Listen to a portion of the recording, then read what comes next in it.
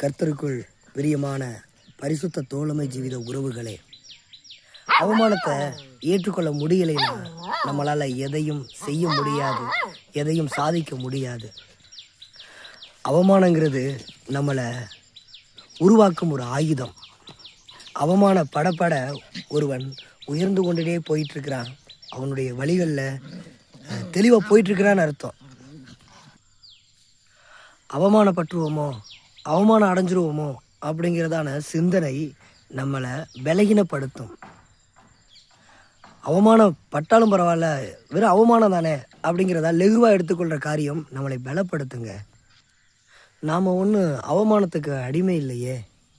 இயேசு கிறிஸ்துவை பாருங்கள், அவர் வந்தார், அவருடைய நோக்கங்கள்லாம் தெரிஞ்சது. அவர் சிலுவையில் அறையப்படணும், மறிக்கப்படணும், அடுத்து 3ஆம் நாள் உயிர்த்தெழணும்.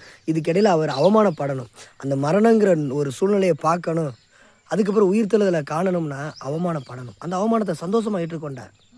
அவமானப்பட்டதுனால அவர் தன்னை தாழ்வு மனப்பான்மைகளை கொண்டு போகலை. ஐயோ நான் கெட்டவனா மாறிட்டனோ அப்படிங்கிற தாழ்வு மனப்பான்மைகளை கொண்டு போகலை. அவர் வழியில் கரெக்டாக நடக்கிறார் அப்படிங்கிறத இங்கே புரிஞ்சுக்கிட்டார்.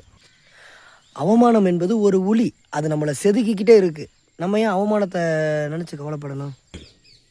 அவமானம் அதுதான் நம்மளுடைய வெற்றியின் வெகுமானம். அவமானம் என்னும் சிலுவையை போர்க்கொடியாக பிடிப்போம். அவமானம் என்னும் சிலுவையை போர்க்கொடியாக பிடிக்கணும். அவமானத்தை ஏற்றுக்கொள்ள வேண்டும், அவமானத்தை தாங்க வேண்டும் என்பதை நான் என்னுடைய வாழ்வியல் பாடங்களில் நான் கற்றுக்கொண்டுட்டு வர்றேன்.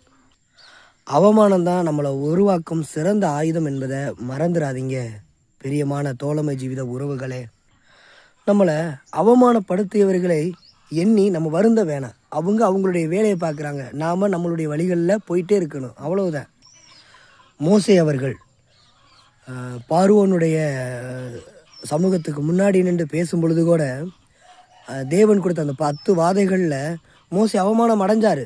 ஏன்னா 10 வாதைகள், அதாவது மோசே தன்னுடைய கோலை நீட்டும் பொழுது, கோலை கீழே போடும் பொழுது அது பாம்பாக மாறுது.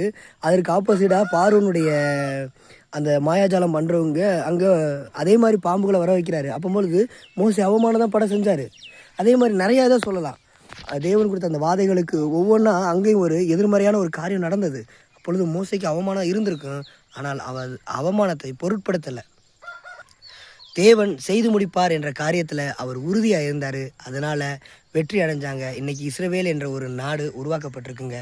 இயேசுவும் நமக்காக மரித்து உயிர் தெழுந்துட்டார். அதனால் அவமானத்தை சந்தோஷமாக எடுத்துக்கொள்வோம், ஏற்றுக்கொள்வோம். அவமானம் அடைஞ்சிட்டோமேன்னு சோர்ந்து போயிடாதீங்க, வெற்றி கொள்ளுவோம். ஆமேன்.